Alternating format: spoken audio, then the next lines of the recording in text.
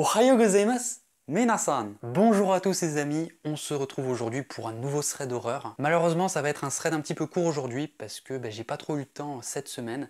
J'ai pas eu le temps de chercher des histoires, de faire de vidéos, tout ça. Donc voilà, aujourd'hui je vais vous partager seulement un témoignage et ce sera le témoignage d'une abonnée qui a vécu vraiment un truc pas cool. J'avais envie de vous partager cette histoire donc j'espère que ça va vous plaire et on est parti. Générique.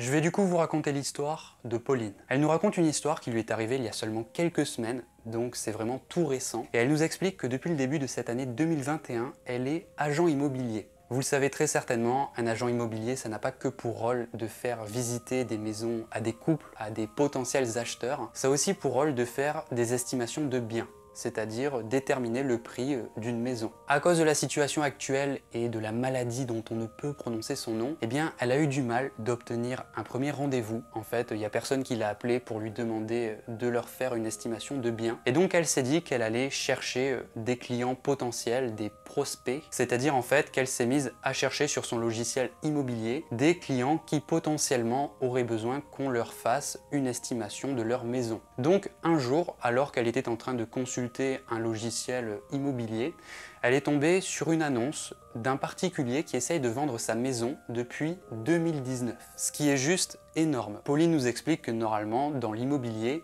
un bien se vend dans les 2 mois et si au bout de 2 mois il n'est toujours pas parti, c'est que le prix fixé n'est pas le bon. D'où le besoin de faire une estimation de bien. Donc elle a sauté sur l'occasion, elle a attrapé son téléphone portable, elle s'est mise à appeler le numéro qui était sur l'annonce, c'était un numéro fixe, et au bout du fil, elle a un homme très gentil, très sympathique. Pauline lui explique que ce n'est pas normal qu'il n'arrive pas à vendre sa maison, c'est qu'à mon avis le prix n'est pas le bon, et donc elle lui propose de lui faire une estimation. L'homme est tout content, il accepte avec plaisir, et il lui précise qu'à chaque fois qu'il a eu affaire à des agents immobiliers, ils ne l'ont plus jamais recontacté par la suite. Ah!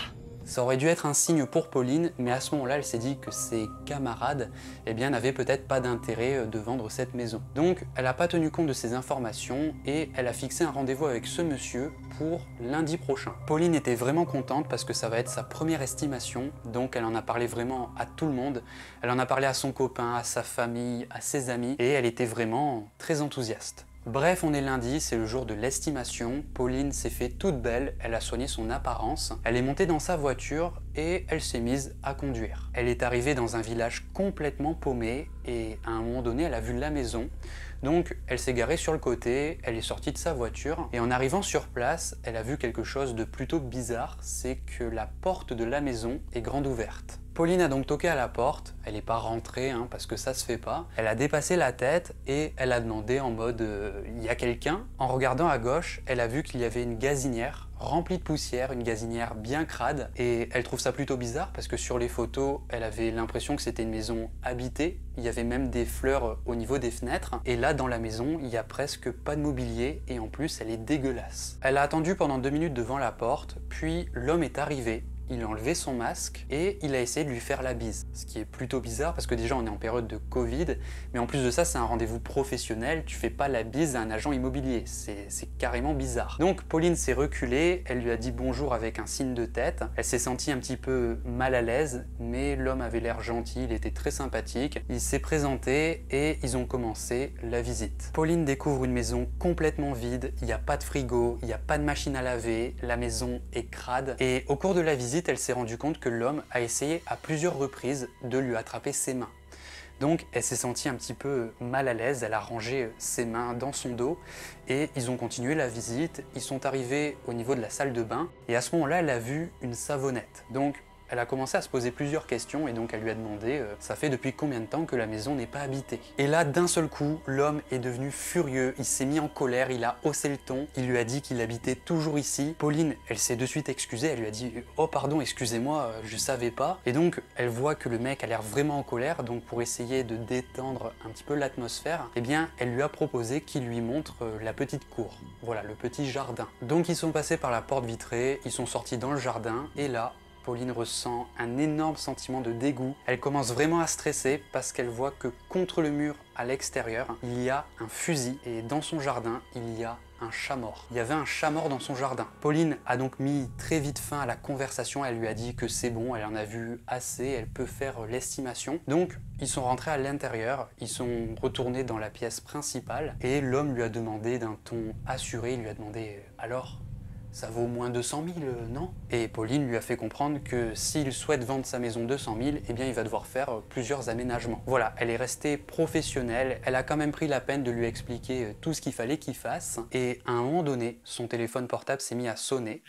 Donc elle a attrapé son téléphone, elle a vu que c'était son copain. Elle n'a pas répondu parce qu'elle est en rendez-vous, ça se fait pas. Et l'homme lui a demandé vous êtes attendu ? Elle lui a répondu que ce n'est rien, c'est de l'ordre du privé avec son compagnon. Et dès l'instant où elle a dit « mon compagnon », l'homme est devenu d'un seul coup super agressif. Il est devenu en colère, il s'est mis à lui hurler dessus. Il a commencé par dire que les femmes sont d'immondes profiteuse, il s'est mis à l'insulter et ensuite il lui a dit qu'il rêverait de la violer. Pauline, lorsqu'elle entend ça, elle est complètement terrifiée. Elle se dit qu'elle va mourir si elle ne sort pas d'ici tout de suite. Donc elle s'est précipitée vers la porte d'entrée, mais il faut savoir qu'à ce moment-là, elle portait des talons et elle n'a pas pensé à les enlever. Donc elle s'est précipitée vers la porte d'entrée avec ses talons, mais à ce moment-là, l'homme lui a attrapé le bras et il l'a serré tellement fort qu'elle a eu super mal. L'homme la regarde directement dans les yeux et il lui dit « Je vais te violer et tu finiras comme toutes les femmes que j'ai rencontrées. » Elle était tellement terrifiée qu'elle n'arrivait pas à crier, il n'y a rien qui sortait de sa bouche. Elle s'est débattue violemment et heureusement pendant qu'elle se débattait, elle a réussi à lui donner un coup dans les couilles. L'homme l'a donc lâchée pendant un court instant et ce court instant lui a permis de courir vers la porte d'entrée et de sortir dehors. Elle a couru dehors et pendant qu'elle était en train de courir, eh bien, elle s'est rendue compte qu'elle n'avait pas ses clés de voiture sur elle. Ses clés étaient dans son sac et donc elle s'est mise à fouiller dans son sac après ses clés de voiture tout en courant. Elle est arrivée à sa voiture, elle était toujours en train de fouiller dans son sac. Elle pouvait entendre le mec sprinter vers elle. Heureusement, elle a réussi à trouver sa clé à temps. Elle a déverrouillé la voiture, elle est rentrée à l'intérieur, elle a verrouillé les portes et 2 secondes après,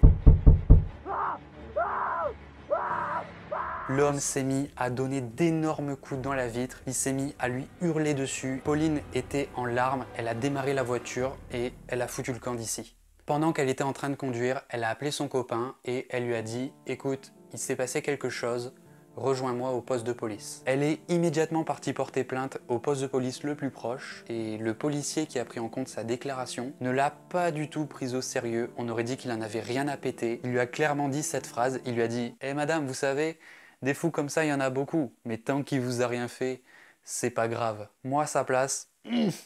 Pauline, face à la réaction du policier, elle a commencé à s'énerver un petit peu. Voilà, elle s'est embrouillée avec lui et forcément, c'était pas la bonne solution. Du coup, le policier a juste pris en compte sa plainte et puis c'est tout quoi. Elle est sortie du poste de police, elle s'est sentie frustrée et vraiment elle se sentait mal. Son copain a fini par arriver, elle est montée dans la voiture, elle lui a raconté toute l'histoire et son copain avait vraiment envie d'aller buter ce mec, il était vraiment prêt à le buter. Il n'a pas arrêté d'insister pour qu'elle lui donne son adresse. Pauline a refusé de lui donner parce que c'est à la police de rendre justice et s'il va là-bas et qu'il lui pète la gueule, voire plus, eh bien il risque ensuite d'avoir de gros problèmes.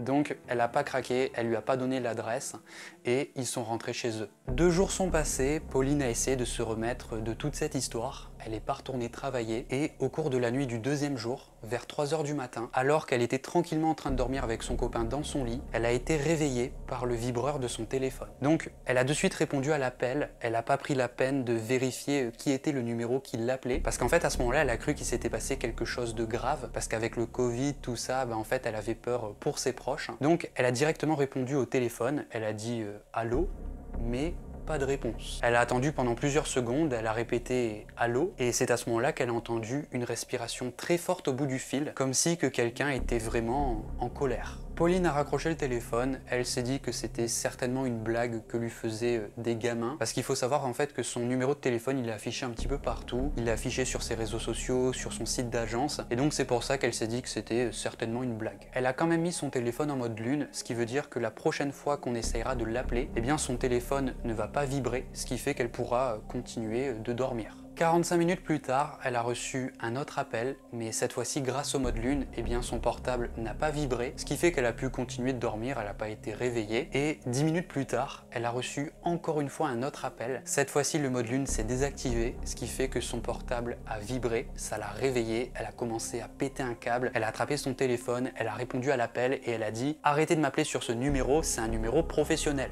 Et c'est à ce moment-là qu'elle a entendu la voix d'un homme qui lui a dit « Je vais te tuer ». Pauline reconnaît cette voix, c'est bien sûr la voix du mec à qui elle a fait l'estimation. Elle a raccroché le téléphone et elle a fondu en larmes. Bien sûr, son copain a encore une fois insisté pour obtenir l'adresse, mais Pauline n'a pas cédé, elle lui a pas donné. Les nuits suivantes, pour éviter qu'une telle chose ne se reproduise, elle a mis son portable en mode avion, ce qui fait que lorsqu'elle se réveillait le matin, eh bien, elle avait une liste d'appels manqués en inconnu. Et il y a un jour où cet homme a fait une gaffe. En fait, il a appelé, mais il a oublié de masquer son numéro, ce qui fait que Pauline a maintenant la preuve que ce numéro n'arrête pas de l'harceler. Elle a réfléchi, elle s'est demandé si elle devait retourner voir la police, mais vu comment ça s'est passé la première fois, elle n'avait pas envie d'y retourner. Donc elle a donné ce numéro à son copain. Son copain l'a appelé et il lui a fait vraiment peur. Il lui a dit en gros que s'il continue à menacer sa copine, eh bien il va venir chez lui avec la carabine et il va le tuer. Et depuis que son copain a passé cet appel, eh bien cet homme ne les a plus jamais rappelés. Et c'est du coup la fin de cette histoire. Du coup voilà les amis, c'était pour cette histoire bien badante qui est arrivée à l'un d'entre nous. Je trouve ça incroyable que les policiers n'ont même pas effectué de recherche sur cet homme. Peut-être qu'ils auraient pu trouver des choses, parce qu'à un moment donné, il lui a dit quand même qu'elle allait finir comme toutes les femmes qu'il a rencontrées. Qu'est-ce que ça veut dire? Est-ce que ça veut dire qu'il avait déjà séquestré des femmes? Est-ce qu'il en avait peut-être déjà tué? On ne sait pas. Ce qu'il a clairement sauvé, c'est de lui avoir tapé dans les couilles. Du coup, si un jour vous vous retrouvez dans une telle situation, eh bien vous savez quoi faire. C'est triste à dire, mais c'est notre point faible à nous les mecs. C'est donc la fin de cette vidéo, j'espère que ça vous a plu. N'oubliez pas de mettre le like, et puis on se retrouve pour une prochaine. Allez, salut!